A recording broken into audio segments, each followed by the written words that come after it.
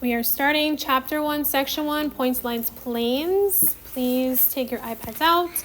Again, if you have it on your phones, follow along on your phone. You don't have to write everything down. You can also take a picture of it when I'm done. So it's up to you, okay? All right, point. Again, your first quiz is a week from today. Yes. Do we have to handwrite our notes on a thing, or can we type it off? All right, point. A point is a single dot. It's the simplest figure in geometry. It's just a point, and it's normally named by a capital letter. So when you're looking at it, it has a capital letter. Keep in mind there is no line here. What that means is there are infinite number of lines going through this point. Okay, so there are infinite number of lines that are going through this point. Let me just draw it so you can see it. Okay, so if I were to draw lines going through here, that's basically what it looks like, infinite number of lines. All geometric figure consists of points. So you could pull any point out of a geometric figure. All right, as something else you need to know, there is no dimension to a point. No. And I'll also write infinite number of lines. So yes, you could type it or you could write it, whatever you want. All right, a line. A line is a geometric figure consisting of 2 points. Anytime you're naming a line, it has to have at least 2 points. Okay, it's extending in both directions, and most important thing is it has no end. It continues forever. Please pay attention to how you are writing a line, because once we get into symbols, it gets confusing. Writing symbols on our lines, the difference between a line and a segment. Please make sure you understand how to write a line, okay? A lot of kids get these questions wrong, even though they seem very easy, because they're not labeling it correctly. So how am I naming a line? Okay, a couple ways you can name it. You could name it by 2 points. I'm going to highlight that one. So when I'm looking at these 2 points, I have point A and point B. So it's right here. I could name it as line AB. I could also name it by the single lowercase letter of that line. So right here is my lowercase letter. I could name it as line L. That's my L. And then the last one, which is the most common way people write it, it's also kind of the easiest way to write it, is line AB. This is also known as line AB. However, most important thing with this line AB are these arrows. If you do not draw the arrows, that would have been incorrect. And once we get to segments, I'll show you why it would be incorrect. Lines continue forever. They do not end. So you have to show me that it continues by showing me using the arrows. All right, plane. A plane is like the floor, the wall. It's just something, it's a flat surface. Okay, it extends and does not end. Okay, so your plane continues without ending. So think of it as, let's say you go to a national park and you take a picture of the beautiful scenery. Okay, yes, the picture is just a piece of it. That's what a plane is. Normally they're showing you a piece of the plane, but it continues and it never ends. Okay, because it continues, there will be no edges and there's no thickness of your plane. It's just like a little flat surface. There's no thickness. So when I'm looking at this diagram here, this little piece is just plane M. Plane M is so much bigger than this, but they're just showing me a piece of it. How am I naming my plane? One way you could name it is just by using the letter in the corner, and I could call it plane M. Another way I could name my plane is using 3 or more points on the plane. So I know you don't see any points on the plane, so I'm going to draw 3. It could be any 3, but I'm just going to do A, B, and C. So another way for me to name this plane is by calling it plane A, B, C. Yes. So looking at this diagram right here, it would have to be plane M because A is a point. Oh, okay. Yeah, normally when we're looking at the other examples, you'll see a letter in the top corner. That's the name of the plane. Okay. So they put a little M here, and it would be plane M. But these are the points that are on the plane. Remember, if you're naming it using something else, not the point, it has to be 3 or more letters on the plane. Okay, not off the plane on a different plane. It has to be on the same plane. All right, space, set of all points. That one's pretty easy. Collinear and coplanar are also easy because it kind of tells you the definition in the word. So when I'm looking at this word, collinear, what does it have in it? Yes? Yeah. Not co, but what's the other part? Linear, which means line. So collinear has to deal with points on the same line. Yeah? Okay. Points on the same line. So when I'm looking at something that's collinear, cross out one and put same. They're points on the same line. They're going to be on the exact same line. If it's non-collinear, then they're not on the same line. They're on a different line.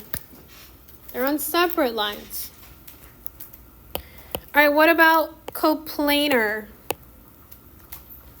What do I hear in the word coplanar? Yes. Plane. Now I'm dealing with a plane. Coplanar, points on the same plane. And then non-coplanar, not on the same plane. So those are pretty self-explanatory. You will be using those words throughout the entire school year. All right, segments. The difference between a line and a segment. Okay, they're almost written very similar. They're just missing one thing. Endpoints have to do with segments. So when I'm looking at my segment, it stops. Endpoints stop. Segments stop. They have 2 endpoints. Look at how it's written. It looks very similar to my line. The only difference are there no arrows. Okay, so if it said, name this segment, and let's say you decided to write AB with a line above it, that's correct. But then if you add these arrows, that's wrong. I would be marking it wrong.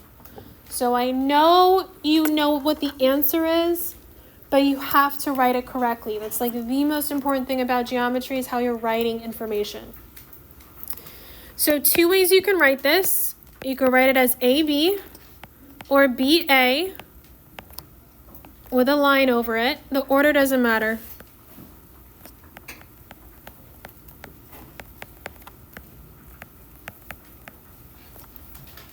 All right, rays. Rays have an endpoint and then continue. So when you're writing rays, please make sure you are writing your endpoints first.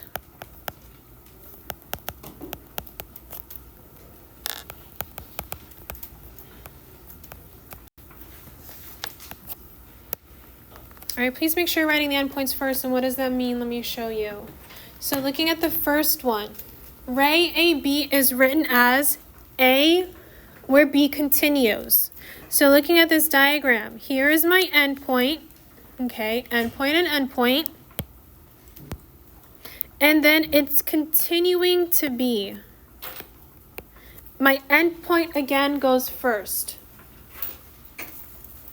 So start at point A and continues on in the direction B. Looking at the next one, ray BA has to be written as endpoint first. Here's my endpoint. It starts at B and then it continues to point A.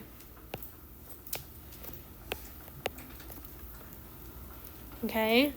So again, when you're writing your rays, your endpoints have to go first. That looks super messy, but endpoints first. Yes? So the points do matter for only rays? For rays, it does matter the order on how it's written. Yes. For lines and segments, you could switch them, that's fine, but for rays, it does matter. There's only one way to write a ray, and it has to be correct. You have to write your endpoints first. Doesn't matter any direction the arrow's going, your endpoint must come first. So now that leads us into opposite rays. When I'm looking at opposite rays, they're sharing an endpoint, but remember, your endpoint has to come first. So looking at this diagram, this image, you have to make sure my endpoint is C. My endpoint for C is for both of them.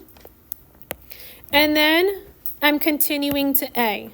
So here's my A, here's my A, and then this one's continuing to B. But again, when you're looking at these, your endpoint is written first. Your C comes first. So opposite rays share an endpoint and then they go in opposite direction. We should know what opposite is. Okay, they share an endpoint, they go in opposite directions. Question on opposite rays or rays? No? Okay. So if you were to write this one in blue right here as, let's say, AC, with the arrow going this way is wrong. You can't do that. Your endpoint has to come first. So it has to be my endpoint first, and then I'm continuing to A, so I'm drawing it like that. All right, so intersections, it's where the points meet. It's where they cut through. That's kind of a word that we should kind of already know. But looking at this, intersections of two planes, I'm just going to go over some things when you're looking at this image. This is two plane diagrams. Where are my planes? I will show you. This is plane B right here. How do I know it's plane B? Because it has the capital B in the top corner. This one in the lighter color is plane A because it has the A right here. Remember, planes continue, they never end. So that means the only thing that's connecting these two planes that they're sharing is line K. And this is a line, not a segment. So you have to understand that. Some students asked, what's the dotted lines? It's just showing you that there's an image behind the diagram. Okay, it's hidden. It's a hidden image. So this is line K, because there's my little capital K, and it has my arrows. So it's continuing and going on and on. Yes? You said that line K would be considered a segment? No, it's a line. Okay. Sorry. It's going on. It cannot be a segment because your planes are continuing. Yes, yeah. Mm-hmm. Yeah. So would all of the dark tan still be plane B? So, yes. All of this right here is plane B. Think of it as a sheet of paper. It's just that flat surface. Yeah. All right, some examples. I want you guys to try and answer these on your own as best as you can. I'm going to give you a couple minutes. Try and answer them on your own as best as you can. You don't have to answer all of them, but answer as many as you think you can. But read them carefully because a lot of this is vocabulary. Geometry is heavy on vocabulary. So you have to know what everything means. All right, looking at number 1. Line PF ends at point P. Yes or no? True or false? False. Good. This is false. How do I know it's false? Line don't end. Perfect. Lines do not end.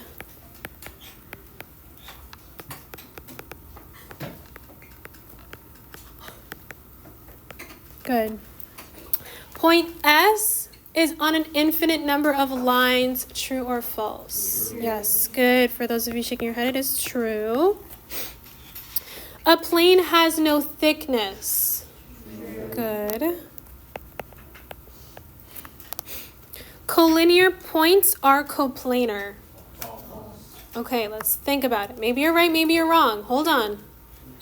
Collinear means what? On the same line. Good, points on the same line. So I'm going to draw points on the same line. Here's my line. Here are my points. Are they on the same plane? Yes. So this is a true statement.